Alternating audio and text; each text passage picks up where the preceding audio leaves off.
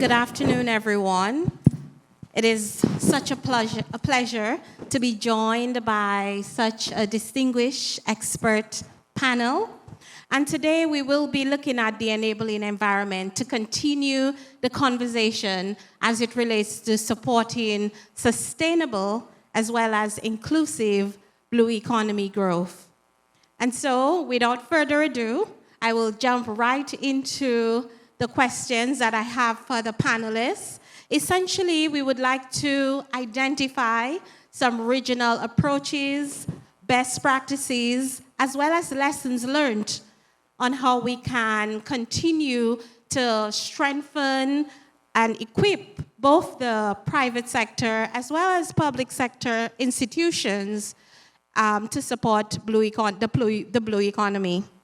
So my first question to Dr. Leo Brewster, who is the distinguished manager or the executive director of the Barbados Coastal Zone Management Unit. So Dr. Brewster, given your role as director of the SCZ, well, the Barbados CZMU for short, and in your capacity as chairman of the Barbados Marine Spatial Planning Steering Committee, please share with us the status of implementation of the Blue Economy Strategic Roadmap, incidentally, which was funded by Compete Caribbean. What is the status of implementation? Where are we today? And also, please elaborate on efforts and key achievements related to Barbados's marine spatial planning endeavors. Over to you. Okay, thank you a lot, Amanda.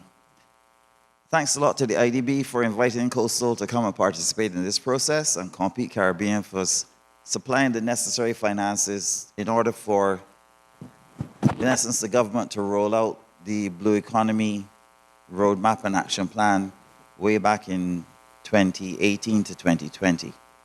I think that the usefulness of the structure of the action plan, which is on the Coastal website if you want to go and see it, is such that it was very comprehensive at the time, because when we were Maritime Affairs on the Blue Economy, Ministry of Maritime Affairs and Blue Economy, we were now getting into the real appreciation as to what the Blue Economy could hold as a potential for development for the country.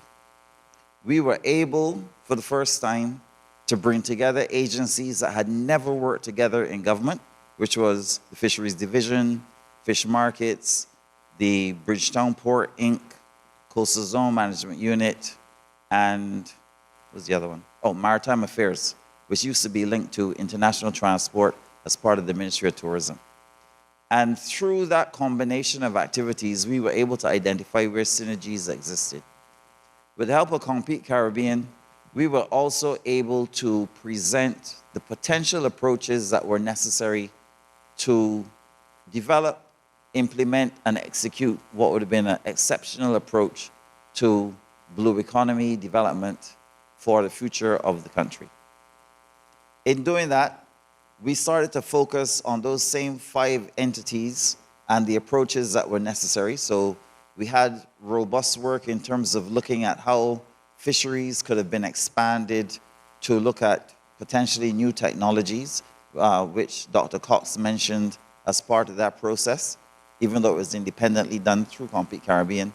But as an immediate spin-off to the strategies layout, we saw that. We were also looking at the upgrades of fish markets and the potential need for trying to achieve some level of basic HACCP standards for the handling of fish. Within the port, we looked at the new approaches for infrastructure investment within the port and the potential for future development and expansion of the port. Within Coastal, we became the flagship for the Blue Economy, and therefore it meant looking at new areas of activity. And then finally, within Maritime Affairs, we were able to draw on the potential linkages across all 4 entities to look where new aspects of legislation needed to be developed, new areas of synergistic collaboration could be improved and enhanced, and in essence, drive the need for representation at a fundamental level for the blue economy. I think over time, despite the fact that in when the election was, 2022? 2025? 2022, right. We had another election, and despite the fact that the Ministry of Maritime Affairs and Blue Economy was dissolved, we still had fisheries and coastal together, but the port and maritime affairs went back to international transport, and we also kept markets, fish markets. So despite that, the grounding linkages that we had established were able to still hold fast in a lot of the work that we continue to do today. And then on top of that, we also had the creation of an interministerial technical committee that drew on technical personnel across the government to start to look at the creation of some sort of committee to discuss blue economy matters.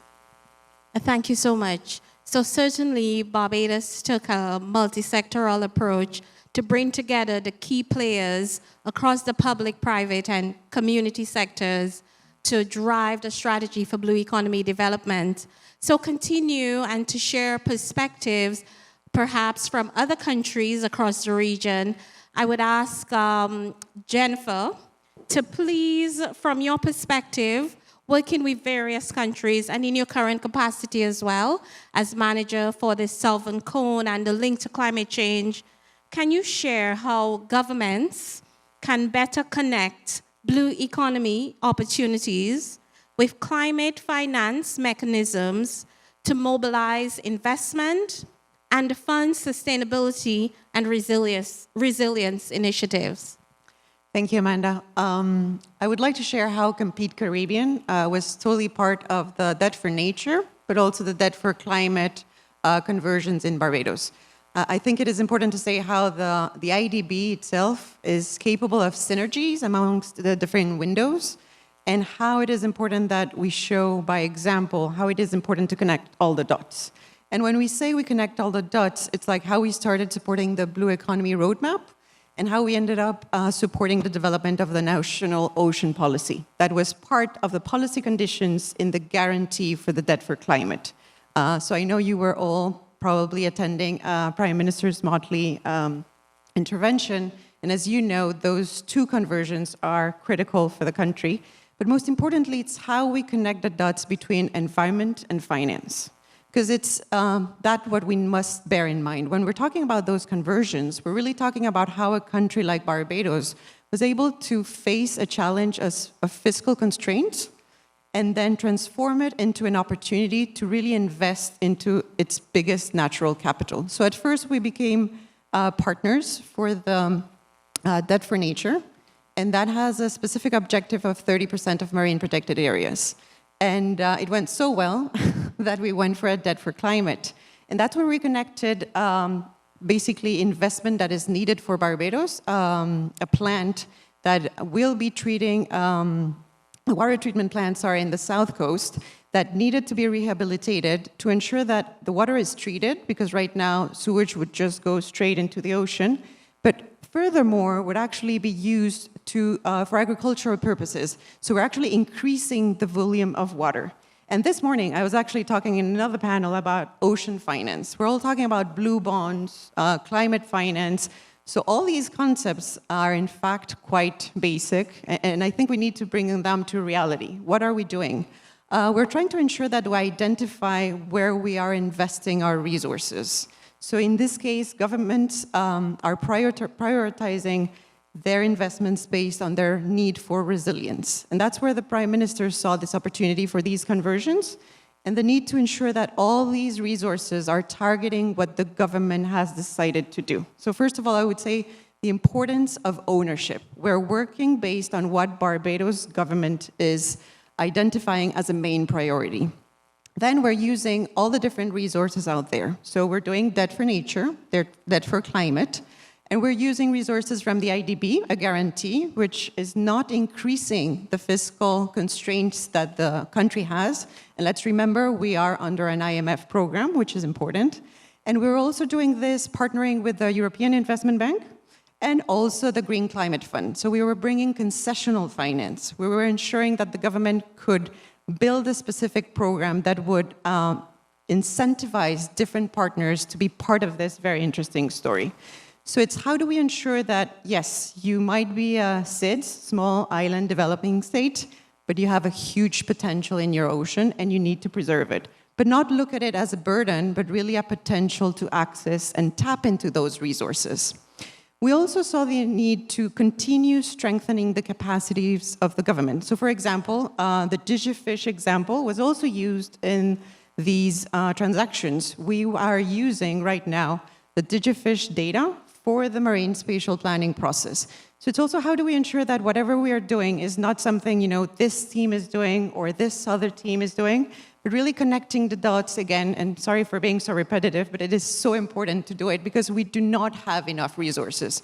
We've talked about technical cooperation, amongst others, concessional finance, but we do face a challenge, and we all know about this, of a sensitive political context. So how do we ensure that whatever we are doing can benefit another operation or another strategy? And that's where I believe ocean finance is kind of a big concept of very different things, but where each country needs to understand what's their interest in. So right now I'm in Argentina. I guess I needed to go to a country as big as Barbados and ensure that they also translate those environmental challenges into opportunities. So how do we make sure that the vast ocean they have is actually an opportunity to tap into new opportunities of finance, of instruments? And how do we do that, ensuring, and that would be my last comment, that we are enhancing the transparency capacities of each government? Because also this morning, our different stakeholders were saying, but we're still facing data gaps. The Caribbean doesn't have enough data. Well, Latin American countries say the same thing. Don't worry, it's not just the Caribbean. But how do we use the data we already have? We were complaining, and then DigiFish told us, oh, you were looking for this? I actually have it. It might not be the exact same thing you're looking for, but it is something you can use as a proxy. So let's stop using excuses about data, and let's try to see what do we have and what we can do with it. But furthermore, ensure that that data can be shared amongst everyone, so we can all ensure that we go to the next step. So I have data X. How do we go for X plus? And ensure that that is very much something that the government will follow through, will monitor over time, because as we were mentioning, there used to be a ministry for Blue Economy and Maritime Affairs, but it disappeared. So how do we ensure that whatever data they were focusing on is somewhere left in a team? That's where I'm happy there is the MSP unit now. And how that data is not just, again, a burden. It's not just a census. It's actually data that's going to allow you to say, I can have a KPI, and that KPI can be part of a debt for social purposes or a debt for education purposes, and how that will allow you to ensure that there is impact. Because, again, I believe we're all here for the same reason, is ensure development and that the growth benefits all the beneficiaries, because we talked fisher folk, but there are many people benefiting from this space, from the ocean space, and we must ensure that they understand that these big words and big conversions are actually for their benefit. Thank you very much. So certainly Barbados is an example of a country that has gone from developing a policy or a strategy with an investment from Compete Caribbean and taking that into a tangible product. But we do live in a region where oftentimes, the accusation is that we suffer from implementation deficit. And so, as I move to you, Mr. Travis, Mr. Sinclair, in your view, what are the key impediments? And there are several. But also, most importantly, what is required for Caribbean countries to move from ideological blue economy strategies and policy frameworks to actual implementation and enforcement? And in your capacity and your role at the University of the West Indies, is there a role for academic institutions? And if you can expand on that for us. Thank you, Amanda. And I want to pick up on what Leo said in response to the deficit. The Blue Economy Roadmap, I'd say, was a resounding success. And I want to thank Compete Caribbean and the IDB Group in supporting that. And I say that because It was a policy development process. Following that, over the last 5 years, in every budgetary statement by the Ministry of Finance, that strategy has been rolled out. And there are about 7 pillars. If you look into those budgetary statements, you have issues of governance, finance, support for micro, small, and medium-sized enterprises. Perhaps the one that is, I guess, is slower to the, from the mark. I mentioned governance.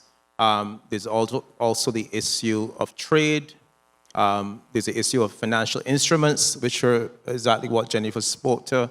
So I'd say that from a policy, a strategy, we've been successful in building that out. Implementation takes time.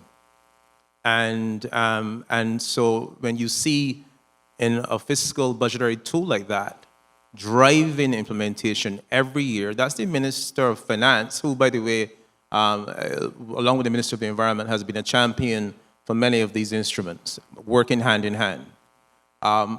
So I don't want to point to deficits per se. Yes, we have some challenges, and we know those. There's a capacity issue. We also have a CEO of Barbados, Prime Minister Motley, that is a taskmaster. She has high expectations of her team, and so it's a constant drive to execute.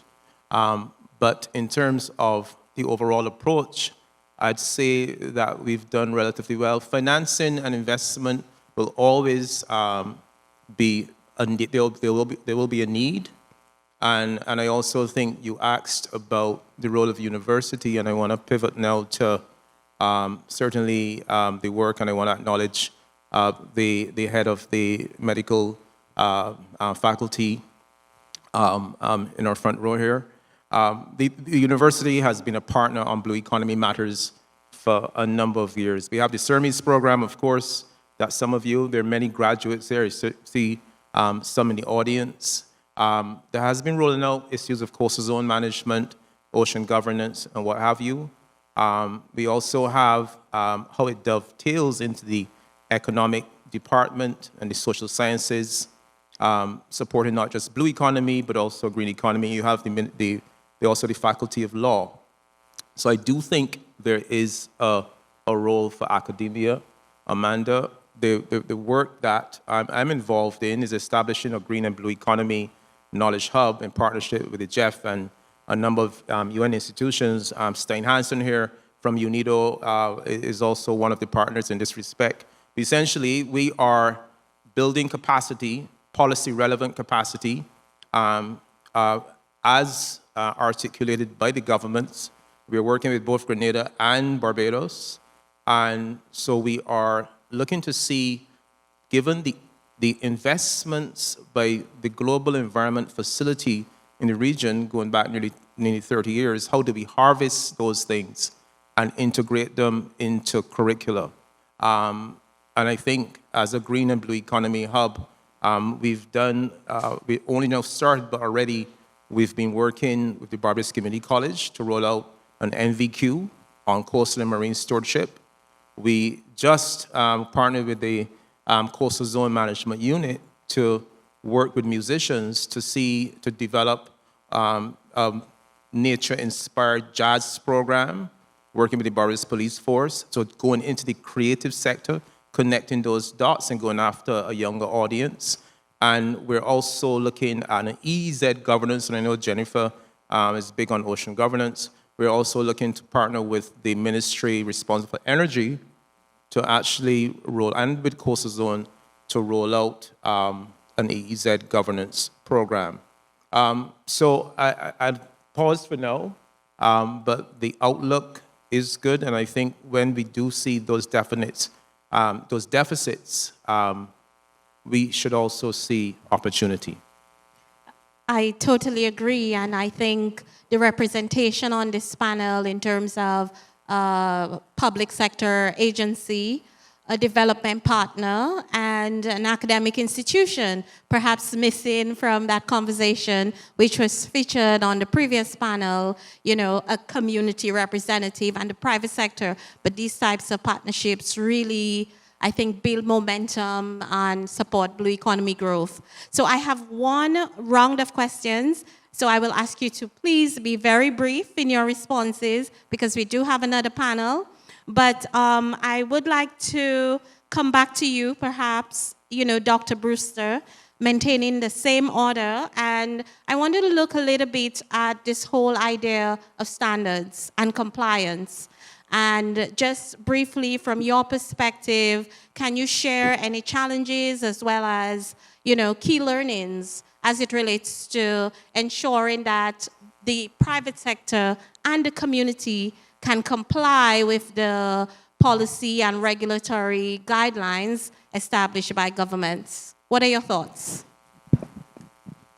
Okay, so I think keeping it brief, generally there's compliance for the most part, especially in the areas that we work with on a daily basis, both in terms of aspects of, you know, environmental monitoring and physical development of the coastline. Most people adhere to rules. Some always will try to get away with murder. Others will try to bend the will of people who have to enforce. But I know my staff, and we normally stick to the rules, and we're very good at it. So people normally comply. I think as we start to look at blue economy in general now, that is where things start to take a different form because you're going into a much larger marine space, and therefore the aspects of marine surveillance, enforcement, and education and learning becomes new and real to people. And I think that is where then, you know, it becomes a little more nebulous because, as Jennifer pointed out, as part of the Debt for Nature deal, we're supposed to be looking at an aspirational target of 30% protection of the marine environment. And therefore, for us, that means that we have to look to the open ocean. And to do that, it's going to require competitive buy-in from agencies that deal with fisheries, from marine transport and shipping, etc., who have to cross different areas and that sort of stuff. So we are working through the marine spatial planning process, which I didn't get to talk about, but we're going leaps and bounds, and Jennifer touched on a lot of the issues. But as a small team, Barbadian-led, with a 5-year window to complete a project that should really and truly take at least 12 to 15 years to do, we're on point for finishing on time next year. And we have been led by science because our office is led by science. And therefore, the level of consultation with all the stakeholders is something that we have been pressing on. It's new to us because obviously trust is the bottom line for everything, right? So. Thank you so much. And I'm really happy that you raised the issue of the need for consultation with various stakeholders, and certainly a lot of livelihoods depend on the blue economy. Jennifer, perhaps you could add some insight in terms of your recommendations or insights on the whole idea of coordination and management of the various sectors that depend on the blue economy. Yes, and I'll try to be brief. Just saying that what we notice and something we bring over and over, and I think both Leo and Travis spoke about this, basically the love relationship you need with the Ministry of Finance. And it was impressive to see it between the Minister of Finance and the Minister of Environment. That is a love affair you need. And they need to know what's their kind of best incentive of each one of them, because they need one another. But they're two different roles, and they need to understand one another. And also because these opportunities, but also challenges that the blue economy brings, is something that they don't understand even if they speak the same English or the same Spanish, right? It is important to talk the same language and to understand when it is the Minister of Finance role to just push for more, and what it is kind of the advisory role of any Minister of Finance, how to ensure that they know what data to bring, what comments and different kind of assessments they can bring to the table, and ensure that blue finance is very much an open space for everyone. I think we need to make sure that everyone feels that there is a table and there are enough seats for all of them. And that's how we need to ensure that all of them have a specific responsibility, but also a benefit, because all of this also included, for example, the creation of the BESF. CZMU is benefiting from it, and we needed for them to have a seat at that table and benefit from the resources from that specific conversion, because it's how do we have, kind of a big cake, which is the blue economy cake, but that all of them have a role to play, but also a benefit to get from it. And even how those strategies we've been mentioning mapped all the different institutions, the different actors, and all of them were as important. Of course, usually finance has a bit of a step above everyone else, but they do understand that even on their own, they wouldn't be able to make it to the last mile. So I think that's the important part about coordination. We all have a place and a role to play. Yes, thank you so much for that. And I think central to this issue of coordination and building trust and getting cohesion is this whole idea of sustainability and really the delicate balance between economic growth, sustaining livelihoods, and conserving the valuable natural resource. So I would like for you, Mr. St. Clair, in your expert analysis, Mr. Travis, I'm so sorry. Okay. Fair enough. But yeah, I would like for you to share with us your recommendations and insights in terms of balancing resilience, environmental stewardship, given the significant number of livelihoods that depend on the economy. So what are some recommendations generally for finding that balance? So I'll just turn to the process of developing the roadmap again, Blue Economy Roadmap. I think it's that balance between governance, I'd say partnership, and the type of inclusive system that you establish. You need to bring stakeholders along. And when I think back of the work that we did on the green economy, I'm going back probably 2010, 2011, we went to the table not saying to stakeholders, this is what it is.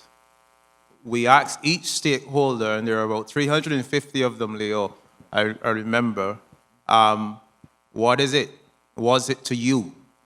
And that was the building block of how we went about building the green economy. The blue economy was an interesting time. It was actually during a COVID crisis.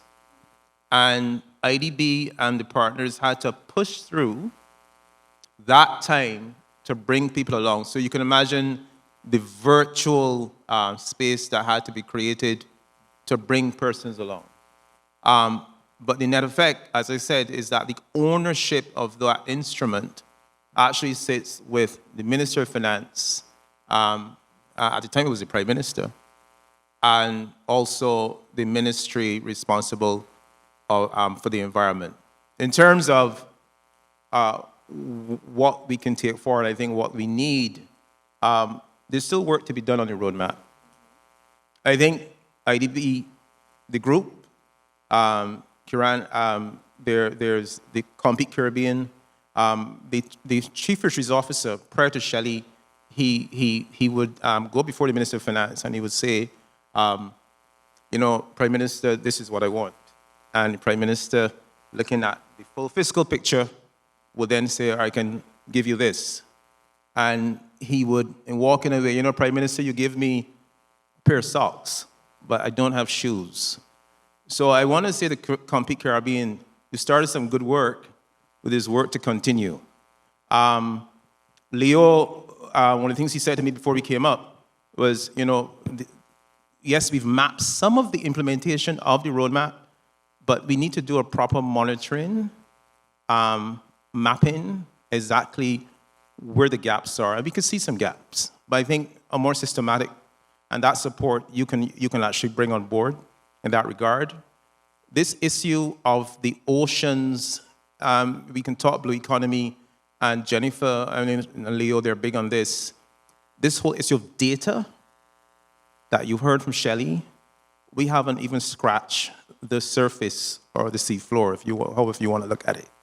And I think that as a partnership, University of West Indies will be proud. I see Julian and others here. How can we use the technologies today to begin harnessing the power of what we know, and how do we go after the unknown? I think that's a partnership, again, Jennifer, the whole IDB group. The other thing is the pipeline of investments that we've seen some work. There's an investment plan right now that does incorporate both green and blue. I do think there's a need to zero in on the blue and zero in furthermore at the micro level. I think we're leaving some players behind. We tend to think about big investments, but I think there's an opportunity, especially in Barbados, where there are micro enterprises. And to tie to that, I think Export Barbados and others being at the table, I think there's a chance to look at a special accelerator that you can work with the government and put that package together. I'll leave it there. So I would like to thank my distinguished panelists, Dr. Leo Brewster, Ms. Jennifer Doherty Begara, and of course, Mr. Travis Sinclair. Thank you for your expert contributions. And of course, Compete Caribbean remains a willing and committed partner. Thank you. Absolutely.